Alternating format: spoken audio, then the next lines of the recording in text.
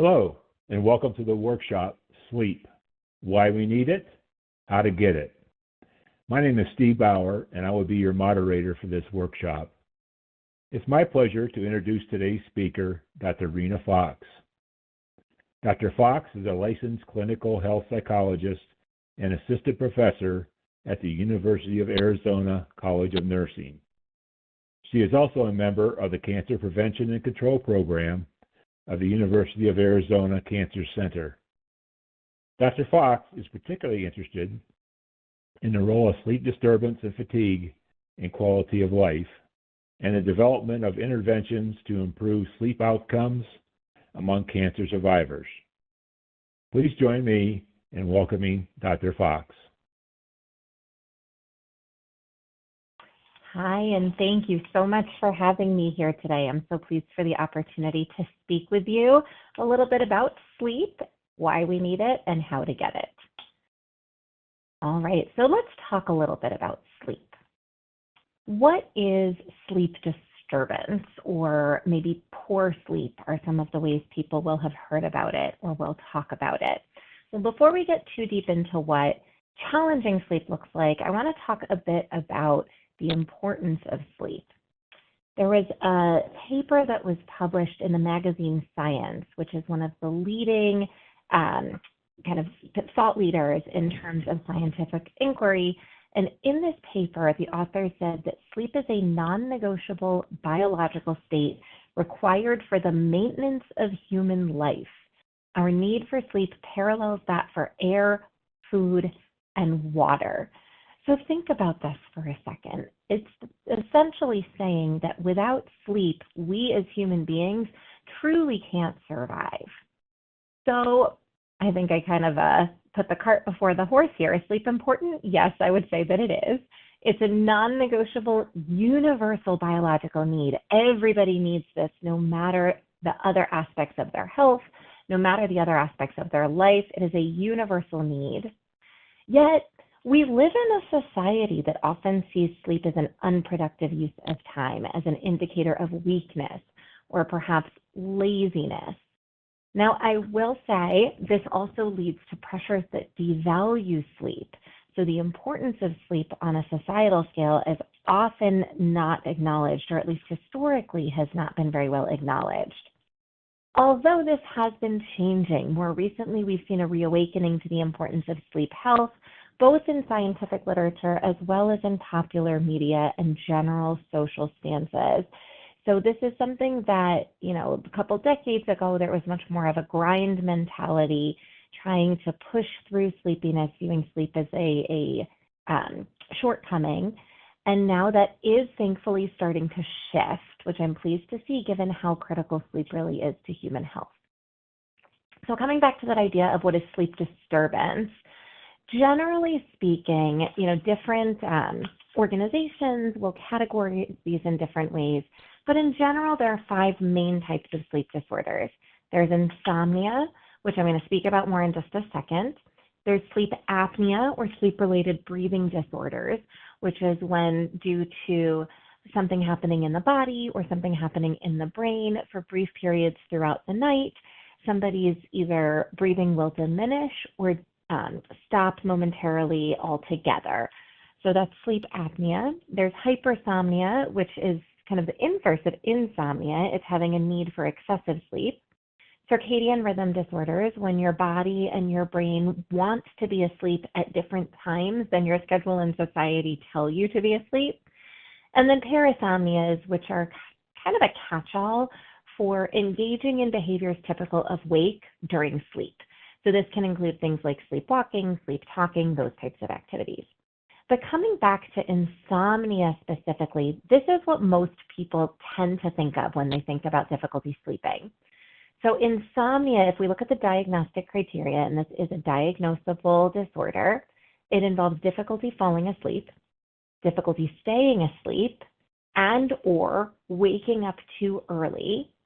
This happens to meet the clinical criteria. It needs to happen on average at least 3 nights per week, lasting for a period of 3 months or more. It also needs to be bothersome to the person who's experiencing it. and or interfere with their ability to live their life the way that they want to. So again, most of the time when people are thinking about problem sleeping, they're often thinking about those top three things. They can't fall asleep, they can't stay asleep, or they wake up earlier than they want in the morning. So I'm going to focus on those types of symptoms today, although I did want to acknowledge that they are not the only form of sleep difficulties that could be encountered. One of the questions people very frequently have is how much sleep should we be getting anyway? And, a number of decades ago, there was a silver bullet answer of 8 hours. Everybody needed 8 hours of sleep, just like everybody needed 8 glasses of water during the day. And more recently, I'd say within the past 10-ish, give take years, this has shifted, and now there's a little bit more flexibility around it. So, of course, sleep needs change throughout the lifespan. Anybody who's seen a baby or an infant knows they have much higher sleep needs than most adults. So the needs do change throughout the lifespan, but in 2015, a consensus statement was released from the American Academy of Sleep Medicine and the Sleep Research Society, which are two kind of leading organizations in terms of sleep health, that said adults should be sleeping 7 or more hours per night. And what you can see on this graph, those white bars there are showing sleep that's typically a little bit more than what is recommended, but that might be appropriate for some people. So that dark blue at the bottom shows this is not enough sleep. That kind of medium colored blue in the middle is usually what most people are looking for. And then that white at the top is not necessarily problematic according to these recommendations, but for most people, that might indicate that something's going on. And I will say more recently, there have been some data that have come out specific to cancer, but also in the general population, showing that people who sleep 9 or more hours per night may also face some health challenges. So there's some evidence showing that 7 to 9 hours is really the sweet spot, although the current consensus guidelines just say 7 or more hours. Some common questions about sleep in the context of cancer. So the first question is, how common is it? It's extremely common. There was some research that was done came out about 3 years ago, where they looked at every single scientific paper that they could find that had been published that looked at rates of sleep disturbance in the context of cancer specifically. And it said, how often do people report difficulty sleeping? So they looked across studies, and they found when they looked at each individual study on its own, the amount ranged from about 15% to nearly 100% of people who participated in individual studies. But when they combined all of those people from all of the different studies and looked at them all at once, the prevalence or the number of people who are reporting sleep difficulties was 61%. So very, very common. It's estimated to be about 2 or 3 times higher than in the general population. In terms of who experiences it, it's an equal opportunity offender, if you will. So this is reported across ages, across sexes, across disease types, across treatment histories, and it can show up at all phases of the trajectory in terms of cancer and in terms of transplant. This is one of the things that I think is sometimes surprising for people. There are certain symptoms that people anticipate facing while they're undergoing treatment, while they're facing transplant, things like weight changes, changes to appearance, things along those lines. But oftentimes, not in every case, but oftentimes once treatment ends, some of those symptoms resolve. There's some evidence showing that for a lot of people, sleep disturbance also gets better, but there are people for whom it lasts much longer. In fact, it can last for years. So this is some findings I like to share from a study that came out a couple of years ago. They looked at almost 2,000 people who had a history of cancer, and they looked at them 9 years after they had been diagnosed with cancer. And you can see 9 years after diagnosis, about 1 in 5 respondents said that they had poor sleep, About half of the people, so about 1,000 of these almost 2,000 people, said that their sleep disturbance was high, and a little bit more than a quarter of the people reported using sleep medications. So again, this is something that is prevalent and is lasting a long time. Why does this happen? The short answer is we're not entirely sure, but there are some good theories out there and some research that's been done trying to figure out what are some of the things that are related to poor sleep. So some things that might be contributing are the disease itself. Other things include psychological factors like stress, depression, anxiety, fear of recurrence is a really big one that can make sleeping difficulty for people. Pain is also very common. It can be very difficult to sleep while in pain. Certain medications like steroids or stimulants or opiates can all impact sleep, and some cancer treatments themselves can impact sleep. Looking specifically among people who's had transplant, some of these things like fear of recurrence, cancer distress, some beliefs about sleep that are not particularly helpful, and some behaviors that can interfere with sleep. And I'm going to talk more about some of those later. These are all things that some research has identified as related to sleep problems among people specifically who've had transplant. In terms of the impact this has on other domains of life, I'm constantly being told by people, if you are not sleeping well, everything else kind of starts to fall apart. I am not going to argue with that. So there is some good evidence showing that poor sleep is related to a number of other challenges in life, including things like reduced quality of life, more fatigue, depression, anxiety, more vasomotor or endocrine symptoms. These are like symptoms typical of menopause, cognitive impairment, and there's some evidence as well showing that it's associated with mortality as well. So shorter survival times and shorter progression-free survival, And one thing I always like to highlight is that it's not just the patients. So this is a study, it admittedly came out almost 15 years ago now, so it's a little bit older, but I still think it tells a really important story. This is looking at the number of participants or the percentage of people who were in this study who reported experiencing sleep disturbance, and it looked at both patients and their caregivers. On the left side of the screen, it shows 3 different measures that were all used to look at sleep disturbance, and you can see the percentage reporting sleep disturbance was a little bit different depending upon how it was measured, but across the board, you're seeing 40% or more reporting difficulty sleeping. And this is true among both patients in yellow and their caregivers in blue. If you look on the right side, you can see specific domains of sleep difficulties, so specific types of sleep difficulties. And again, you can see those yellow bars and those blue bars are not that far off from each other. Most of the time, the yellow is a little bit higher, indicating a little bit worse sleep.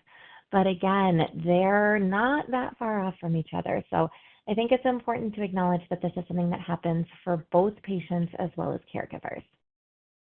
So what can we do about it, right? I'm not here to set a tone of doom and gloom. The good news is there's a lot that can be done.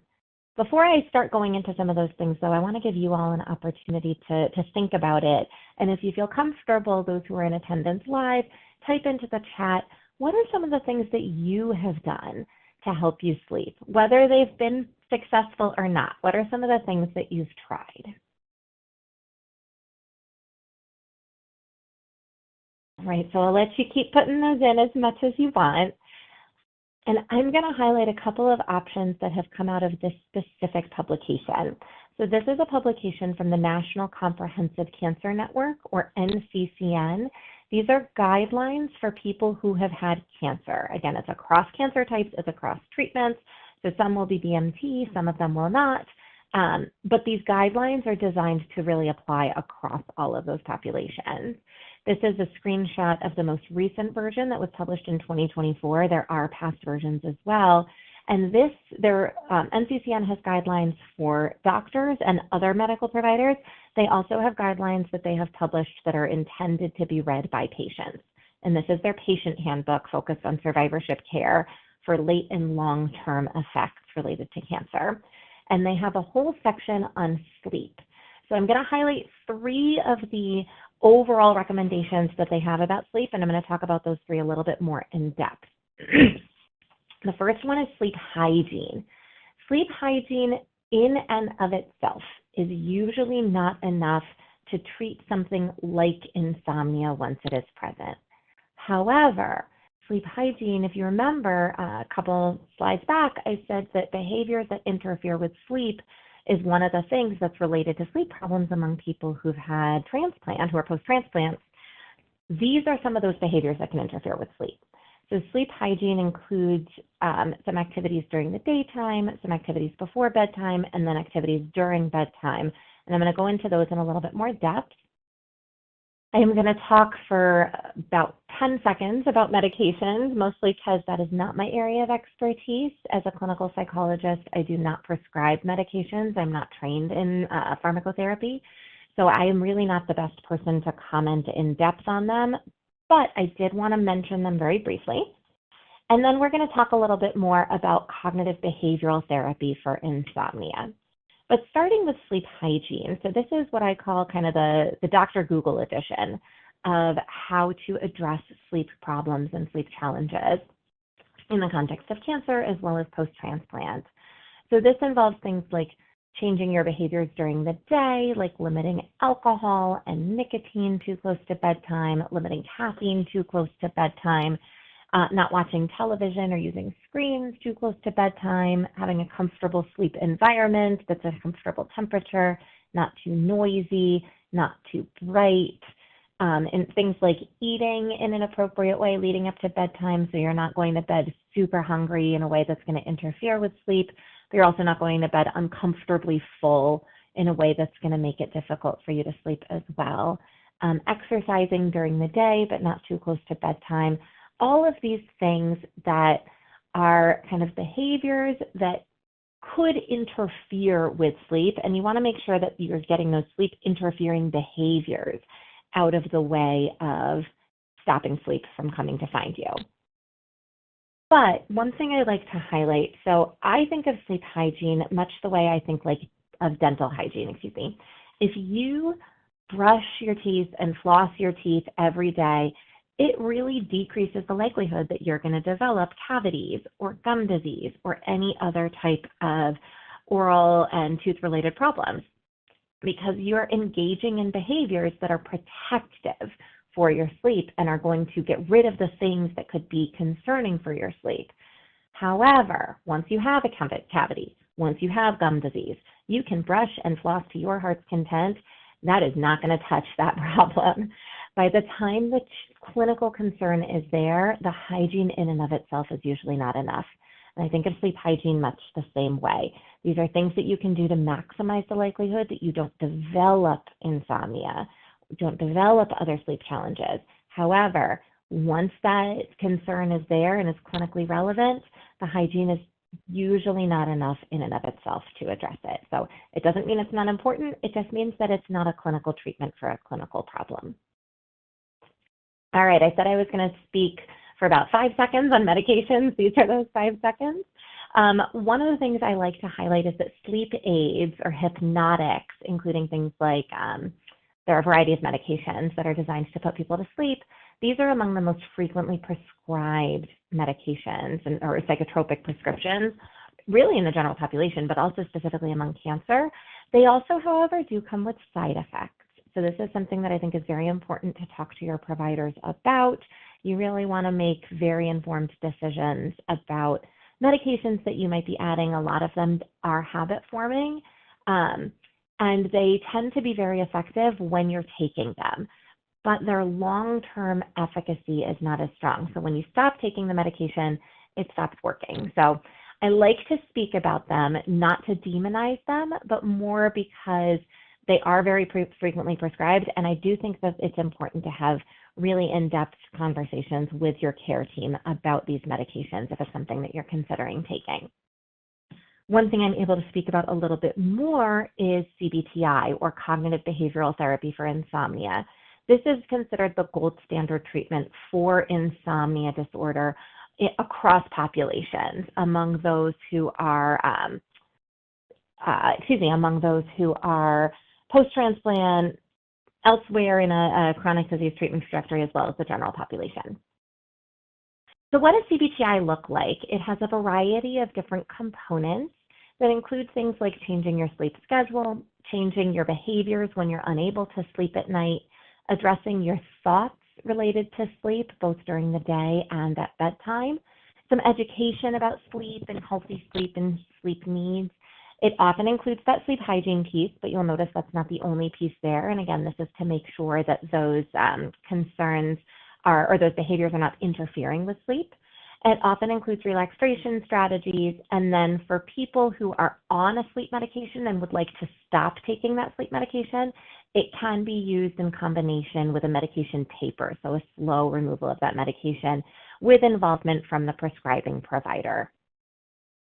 In terms of what it looks like for anybody who has familiarity with CBT in other domains, it looks really similar. Usually it involves a once-a-week interactive session with a trained provider, oftentimes a therapist or psychologist. Sometimes those sessions are less frequently than once a week.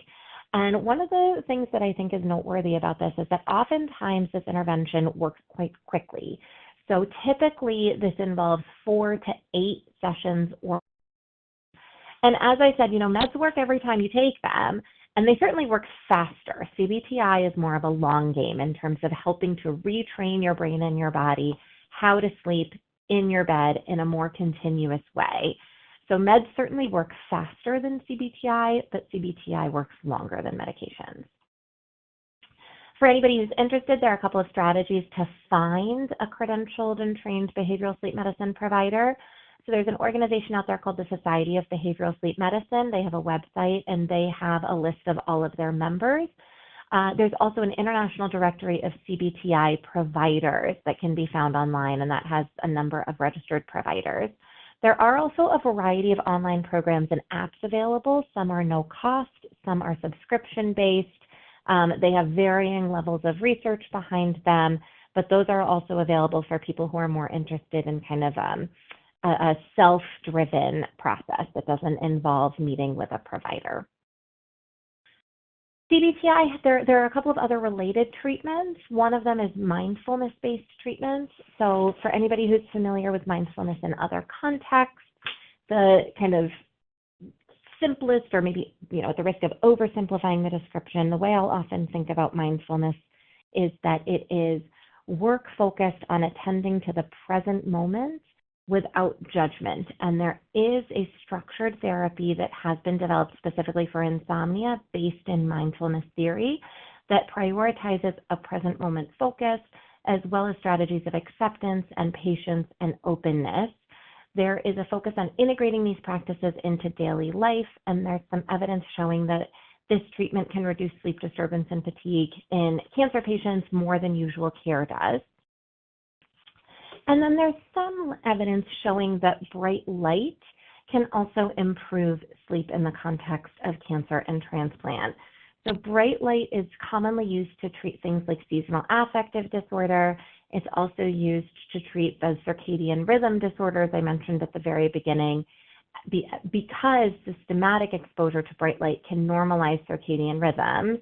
And the goal for those who are using devices is that for the light to approximate or be similar to sunlight, and ideally sunlight kind of midday or noon sunlight. So I just want to mention very, very, very quickly in the last couple of slides there, a quick thought about fatigue. I know there's a whole other session on fatigue, I believe later this week, though it may have already occurred. I apologize if it did, but I do want to quickly talk about it because a lot of times people talk about sleep and fatigue as if they're interchangeable. Oh my gosh, I'm so tired, I have to go to bed. Oh my gosh, I'm so tired, I need to fall asleep right now. But there is an important difference between tiredness, or what I'll think of as fatigue, and sleepiness. There are a lot of different things that can contribute to somebody feeling tired. It could certainly be lack of sleep and the need for more sleep. They are very highly related, but there are also other things like extensive physical exercise, major cognitive demands, if somebody's going through an emotionally really taxing time. There are lots of different ways that you can feel tired, and just because you're tired doesn't necessarily mean you're feeling sleepy. That's where this term tired but wired can come from, where you're not ready for sleep, but your energy is really low.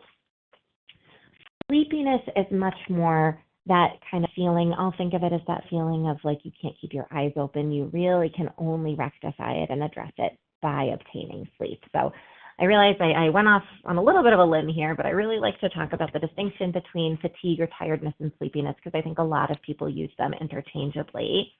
But when we think about fatigue and insomnia specifically, this slide does not want to cooperate for me. There we go. All right, forgive me while I keep making this slide try and show up the way I want. It's going to take a while, apparently.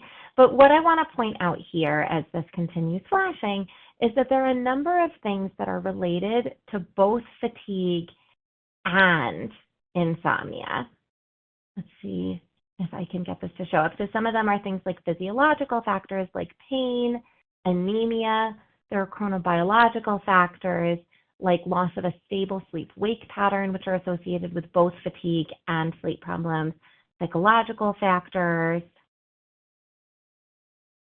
including depression, anxiety, disease type is another one. Okay, let's see. This slide is really not cooperating, my goodness.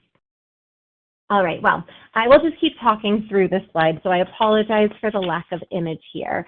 But the last two boxes that you're not able to see right now is that there can be unintended effects of treatment that include both fatigue and insomnia, and then late diagnosis and treatment. So again, there's going to be another session presented by Dr. Alexandria Munch, who helped develop this slide, focused more specifically on fatigue, and I think that's going to be a great opportunity to learn a little bit more as well.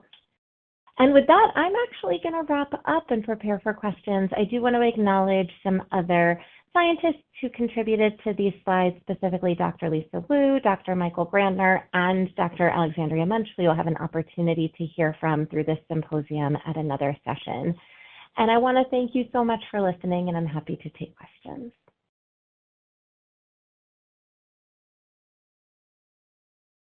Thank you, Dr. Fox, for this excellent presentation. We will now begin the question and answer session. If you have a question for Dr. Fox, please use the chat box on the left side of the screen to submit your question. We will answer as many questions as possible. Our first question is, when you are post-transplant, do your sleep habits change, especially if you are dealing with graft versus host? Because doesn't GVH steal so much of your energy? Excellent question. And I think the short answer is yes. Sleep needs can and do often change throughout life for a variety of reasons. Some of them are related to aging, like you saw at the beginning, in terms of the natural amount of sleep need varying across the lifespan. So though certainly if something happens like GVH or like any type of complication or challenge or anything related to transplant itself, there can be an impact on the need for sleep. And that's part of what you see in terms of the lasting effects. So I think this is something that most people are kind of best equipped to acknowledge in themselves if they feel that, hey, I used to only need, X hours of sleep, and now I really need Y hours of sleep. That's something that I think every person is best equipped to assess within their own body. But yes, sleep needs can change due to impact of, external things happening. And then speaking to the second half of the question, that kind of loss of energy, that could be related to sleepiness. That could also be more closely related to increased fatigue. Okay, thank you. What are your thoughts about vitamin D at bedtime to help with sleep, or CBD oil? Great question. So there is some research out there that has looked at supplements in terms of their impact on sleep, as well as all of, lots of different aspects of functioning. That studies there haven't been like tons and tons. So it's a smaller literature, a smaller evidence base that's out there. One thing I do always like to highlight with supplements, though, is that they are unregulated. So this is not something, and this goes for all supplements, this is not something that the FDA regulates. Certain companies may choose to engage in greater regulatory processes where they, have third-party testing, things like that, but it's not a requirement for them to be able to get their product onto store shelves. So I think that's something to keep in mind, is that it can be unclear how much of these supplements are true to, or how much of the content of the supplements, there we go, is true to what is on the label. Again, I think different companies approach this in different ways, but there's some research showing that sometimes what the label says is not exactly what is contained within the supplement, because there is no mandated regulation, the same way that there is for prescription medications or treatments. So that is one thing I just like to keep in mind in terms of supplement use. Okay. I am frequently sleepy in the morning, even though I have been asleep for at least 7 hours. Does CAR-T affect this even months later? Great question. So it could be. I think that's something, to discuss with your care team if you're noticing a change. Certainly any sleep problems, and this goes for honestly every answer I've given so far in terms of, GBH as well as supplement use. I think these are all things that every person really should be discussing with their own care team, who knows their history and their treatment and their diagnosis and everything. So I think always talk to your provider about these things. In terms of morning sleepiness, there's actually a phenomenon that happens for a lot of people that is not necessarily indicative of anything wrong. So a lot of people will feel sleepy when they first wake up in the morning and have a hard time waking up and getting out of bed. What that's coming from is there are two different kind of physiologic systems, in our bodies that help our bodies understand when it's time to be asleep and when it's time to be awake. And one of those systems is our circadian rhythm. So if you take that term circadian and you break it up, you end up with circa, which means about, and dia, which means a day. So this rhythm is a rhythm that's happening about once every day. And that circadian rhythm, one of the components of it is something that we call a circadian arousal drive. So that basically means you're pushed to feel awake, right? It's not necessarily a push to feel sleepy at sometimes. It's your push to feel more alert, or your push to feel more awake. And it gets stronger and weaker at different hours of the day. And for most people, when you first wake up in the morning, that push for alertness, that push to feel awake, actually is still pretty low.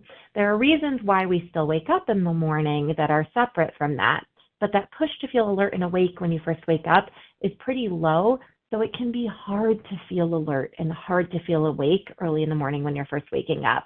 There's a term for that called sleep inertia. It's so well known that it has a name. So the term for it is sleep inertia. And again, this is something that is a function of kind of everybody's sleep. Different bodies experience it to different degrees of severity for a number of different individual factors. But it could be that that's something that's happening early in the morning. Again, if you're noticing a change in your experience of sleep or your sensations around sleepiness, I always think it's wise to talk to your own care team about it. But it may be that somebody who feels sleepy upon awakening is just experiencing that morning sleep inertia. Thank you. Sometimes I fall asleep uncontrolled, like I'll be driving and all of a sudden I have trouble keeping my eyes opened. I do try to keep a good sleep hygiene. Could it be diabetic, could it be diet related? I'm diabetic. That's a great question. And the diet piece, I do not know. That is outside of my knowledge base. So I absolutely think, talk to your provider about that, especially in the context of other chronic illnesses like diabetes. There are a couple of things that can contribute to what we'll call, or what's often known, as excessive daytime sleepiness, like that sleepiness that hits when you're awake, even if it feels like you've had enough sleep at night. I'm not saying that this is what's happening in this case. It's just no way for me to know in this context. But one of the things that sometimes does happen is that excessive daytime sleepiness when there's sleep apnea. So sleep apnea can happen during the night, and it's will lead to a number of awakenings throughout the course of the night. Again, if you remember kind of back to the beginning, I said apnea occurs when something happens in your brain or your body that essentially causes your body to either stop breathing for a short period of time or to have decreased oxygen flow, even if it hasn't stopped breathing altogether, but to have decreased oxygen flow for a short period of time. And when that happens, your body will wake you up in order to reinitiate breathing and reinitiate oxygen flow. But sometimes those awakenings are so quick and so superficial that people don't even know that they're happening. But they lead to disrupted and fragmented sleep that can then contribute to increased feelings of sleepiness during the day. So that's one of those things that providers will often look for, is that daytime sleepiness, in terms of indicating that maybe there's something else happening that they need to do some more investigating to find out what's there. So that's something, increased daytime sleepiness is something I always think is important to talk about with your care team to make sure that there's nothing else going on. And if that sleepiness is happening in a context like while driving or anything else where it introduces risk, that's something that's really important to pay attention to and to make sure, if there's any concern about driving safely because of sleepiness, I think there's real reasons to see if there are ways to avoid driving until it's resolved, both for, individuals' health and well-being, as well as those of everybody else on the road. And then definitely, if there's anything like this, I would talk to your care team quickly and make sure that, no situation is being created where either you, an individual, or again, other people on the road are being put at risk, because that can become quite problematic quite quickly. So definitely something to talk to your care team about. All right, thank you. How do you know what your normal or natural circadian rhythm is, and is there a way to adjust it if needed? Excellent question. There are ways to know. There are a couple of different ways to investigate what your normal or natural circadian rhythm is. The easiest one, honestly, is to just kind of think about when you feel your best, right? So some people feel like they are able to think really clearly and be really productive early in the morning. Other people would much rather sleep in late and then are much more productive and able to think more clearly later in the day. Some people are kind of right in the middle where, they don't feel great early morning, but by 7 o'clock, 8 o'clock, they're feeling much better. And then by 9, 10 at night, their brain is kind of kaput. So I think the easiest is to just kind of think about, when do you feel your best? And that can be helpful. Another way to think about it is if you had absolutely no responsibilities and you were, on vacation and nobody needed anything from you at all, and you could sleep whenever you wanted to sleep, be that, midnight or noon, it didn't matter. You do whatever feels best for you. Think about when your body would be most likely to get its most restful, most rejuvenating sleep. And that can help you better understand if you're somebody who's maybe more of a morning lark, where you like to go to bed earlier and wake up earlier, if you're more of a night owl, where you like to stay up later and wake up later, or if you're an intermediate type, you're right in the middle, again, kind of going to bed at a quote-unquote socially normal time, at a time that would be pretty typical in modern society, and then again, waking up at a time that would be pretty typical in modern society. In terms of changing your circadian rhythm, there are things that can be done for it. This is also something, so when I spoke about CBTI, I spoke about the process of working with a trained therapist or behavioral sleep specialist. This is also something that many behavioral sleep specialists and some clinical sleep specialists are trained in as well. And there are strategies that can be used. Many of them involve things like melatonin, things like having light exposure, things like timing your activities, timing your light exposure, timing things like exercise and eating. But this is something I do think it's really helpful to get some targeted guidance on if that's something you have access to, because there can be ways where If the timing is not well understood, things can accidentally become more problematic and more difficult, and you can move your rhythm not in the direction you want to if the timing is not where it's supposed to be. So I do think talking to somebody who's able to provide some personalized guidance on this as a member of your care team can be helpful to make sure that it's being approached in a productive way. But the short answer is yes, there are things that can be done to shift a rhythm. Should I limit daytime naps even if I'm experiencing post-transplant fatigue? Great question about daytime naps. So different people will give you different answers about this. Insomnia purists, I will say, for lack of a better term, are generally speaking, or let me rephrase, in the context of treatment for insomnia, naps are typically recommended as something to be avoided. So the reason for that, if you remember, I said a minute ago that there are kind of two processes that help human bodies know when to be awake and when to be asleep. One of them is that circadian rhythm. The other one is essentially your appetite for sleep. So this is kind of your drive for sleepiness that when you wake up in the morning is really, really low because you've just had a sleep episode. Just like right after you eat breakfast, your appetite is pretty low because you just ate food and you don't necessarily need more in that moment. But then as time and time goes on, your appetite for sleep gets bigger and bigger and bigger. Just like as time goes on after a meal, your appetite for food gets bigger until your next episode for sleep or until your next meal or your next snack. So for somebody who's experiencing insomnia, you want to try and help get that appetite to be bigger. So when they go to sleep at the start of the night, that appetite is so big that it's easier to fall asleep. And if you have a nap during the day, that's kind of the same thing as like having a snack before dinner, right? So your appetite has been growing, you feed that appetite a little bit, and then it's not as big when the time comes for your big meal or for your big sleep at night.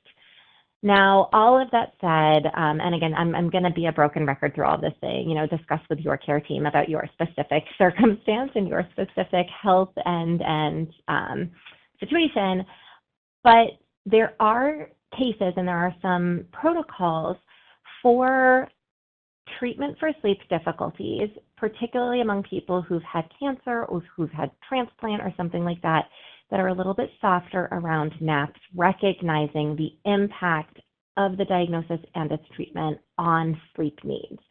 So there can sometimes be some softening around that. Generally speaking, and again, every person I think should talk to their team to get personalized recommendations, but generally speaking, the recommendation is if there is a true need for a nap, shorter naps that are earlier are oftentimes going to be less disruptive than later naps. So naps that occur, are 20 to 30 minutes long that can happen before, afternoon essentially, right? That happen before mid-afternoon are less likely to be a snack so close to that overnight sleep meal that they are not as interfering as they would be if they were later. There's also something I learned about maybe a year ago called a nappuccino is the kind of cute name for it. This is actually something that I believe came out of the military research, so I could be mistaken about the source. But the idea is that it takes about 20 minutes or so usually for caffeine to take effect and have its alertness promoting qualities be experienced by the person who's consuming caffeine. So the idea behind this is essentially you would drink a cup of coffee, immediately try and fall asleep and take a nap for about 20 minutes or so. And then when you wake up from that nap, the alertness promoting qualities of the caffeine will kick into effect and promote alertness for longer. So that's an idea that's out there as one suggestion for how to strategically approach napping. I have never tried it myself personally, so I can't comment on that, but I know that there is some research out there looking at this nappuccino as one potential strategy. Okay. Earlier, you'd asked for some input from the listeners as to what they individually have for their sleep aids. I was going to list a few of those if you could address them, Dr. Fox. One is trick for helping with sleep issues, taking my prednisone in the morning, not too late in the day. Yeah, I think that's great. Is timing out meds that are going to be sleep disruptive and making sure that you're taking them at a time that's not going to interfere with sleep. So being mindful of the timing. This goes, we talked about it for behaviors in the context of sleep hygiene, but it certainly goes for other medications as well. And I think that's a great thing to ask your prescribing providers about also. If there's a medication that's being prescribed, you can ask, is this something that's likely to interfere with my sleep? And if so, is there a specific time of day that I should try and take it? And that can help you be strategic about how you're taking those medications. I think that's a great strategy. Okay. Another listener said, no phone 1 hour before bed, along with melatonin and reading in bed. So I like the no phone for an hour before bed is certainly something that I think it was on that slide with all of the different sleep hygiene strategies. That's something that is, I think, getting more and more traction. And I will say, different people are going to have different relationships with technology use. Different people are going to feel the effects of technology use at night differently. But for those who find that it's interfering with their sleep, I really like the idea of, having that phone turn off time and having that hour of kind of the debrief from your day and kind of an opportunity for a wind down routine that can help cue your brain and cue your body that it's time for sleep, and removing the phone from that routine can be really, really impactful. Phones are often quite activating, both from the light that they emit, which can be impactful in terms of your sleepiness, but also just in terms of the content. Oftentimes the content can be really impactful in terms of emotions, as well as impactful in terms of the cognitive load and the cognitive activation. So decreasing phone use, I think, is great. Melatonin is something to, certainly it's something that's used quite widely. As I mentioned, it can be an aspect of adjusting somebody's circadian rhythm. I do like to comment, particularly when I'm speaking with people who have a history of any form of chronic illness, melatonin is a hormone and it is considered a supplement. So it's not regulated by the FDA, just like the rest of the supplements. And it is also, again, it's a hormone. So especially, that may not be as common in this particular audience, but for anybody who has had like a hormone-linked cancer, for example, I think it's very important to talk about melatonin use with your providers and with your care team. And anytime you're incorporating any form of supplement into your regimen, talk to your care team to ensure that there's no potential interaction or concerns about it. Okay. Another listener stated praying with scripture, relaxation exercises, and concentration on breathing. Amazing.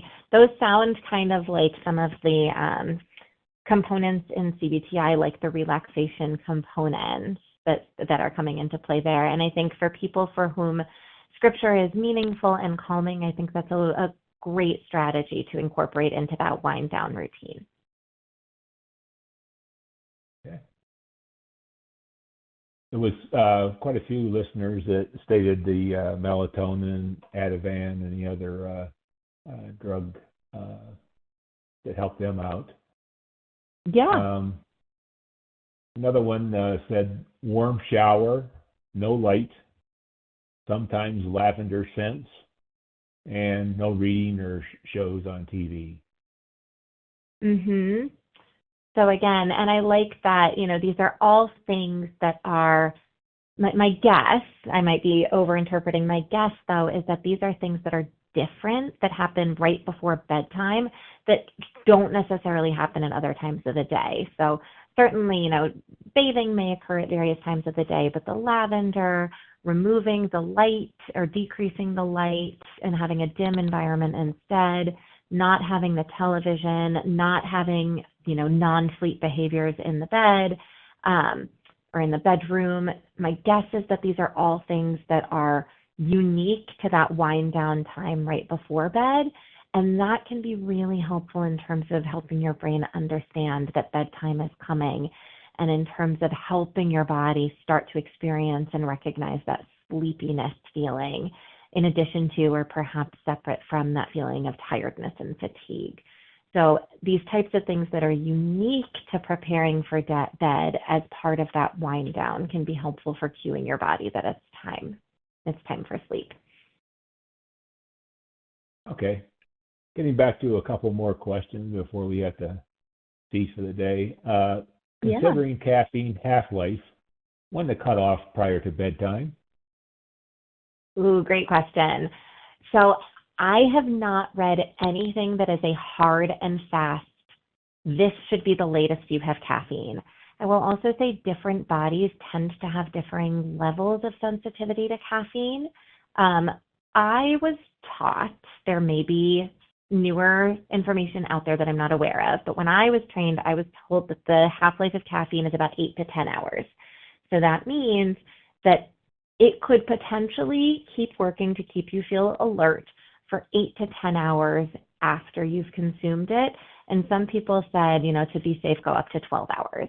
So kind of if you work backwards from that, you would say, okay, whatever time I want to go to bed, I should stop drinking caffeine 8 to 10 or 12 hours before that time. Now, again, you will run into people who will tell you, oh, I can have a double cappuccino and get into bed immediately afterwards and fall asleep, no problem. And I'm sure they're right. People, I don't imagine that they're lying about that. I'm sure that's true. It can be that the caffeine may still impact the quality of your sleep and what your sleep looks like. Even if it feels like you're sleeping, what's happening inside your brain during sleep might be a little bit different after caffeine. So that's something to keep in mind. But again, I haven't really heard anywhere a hard and fast, or nor do I think there really is a universal hard and fast. This is the caffeine cutoff time. But I think that's something to kind of, you can have some trial and error with for yourself, is to see if, maybe that 8 to 12 hour window prior to desired bedtime is something that is helpful for you. Okay. During recovery from transplant, I experience vivid, frightening dreams or nightmares frequently. Is this abnormal? That is a great question. I'm not entirely sure if that's abnormal in the context of transplant recovery. I can imagine, though, and based on the way it's described, is whether it's normal or not, it sounds rather distressing and unpleasant. There are some treatments out there for nightmare. There's actually so we have, cognitive behavioral therapy for insomnia. There's also a cognitive behavioral therapy for nightmare disorder that is available as well. There are fewer people trained in it, but it is an available protocol that somebody who's trained specifically in behavioral sleep intervention, or, treating sleep without using medications, would be able to potentially implement if they're trained in it. So I think if this is something that is, for people, if it's a lasting concern that's continuing to be impactful and unpleasant and distressing, there are treatments out there for nightmares. Okay, thank you. We have time for one more question. How can I distinguish between normal fatigue from recovery and problematic sleep disruption? Ooh, okay. So I think normal fatigue and problematic sleep disruption, I think it's interesting because it's kind of combining that sleep and fatigue thing, right? Where fatigue and sleep may be, they're not necessarily quite the same thing, or fatigue and sleepiness. So in terms of fatigue related to transplant and related to recovery, again, I know there's another session specifically focused on fatigue, so I would recommend attending that or watching it after the fact if you can, to learn a little bit more about that. And there may be some comments in there about distinguishing them, or distinguishing fatigue from some of these other things. I know there's some information, I believe, about fatigue in this context rather than kind of general fatigue in the general population. What I would say, though, is if somebody is experiencing difficulties with sleep to an extent that it's interfering with your ability to live life the way you want to, it's bothersome, it is getting in the way of you feeling the way you want to feel, I think that's something worth raising to your care team to discuss and see, even if this is something that's, not surprising for somebody in the context of their treatment history, oftentimes there are still things that can be tried to address it. It's possible that they're not going to be effective. CBTI doesn't work for everybody who gets it. It works for many people, but it doesn't work for everybody. So I think, whether this is something that is quote unquote expected or not, I often focus, or I prefer to focus, I should say, on what impact it's having and if there's something that can be done to potentially make it a little bit less challenging, even if it isn't surprising. So I would say, again, I'm going to come back to my broken record statement and talk to your care team and see if there's any additional support that can be provided or accessed. All right. On behalf of BMT InfoNet and our partners, I'd like to thank Dr. Fox for this helpful and important presentation. And thank you, the audience, for your excellent questions. Please contact BMT InfoNet if we can help you in any way, and I hope you have a great day. Thank you. Thank you so much.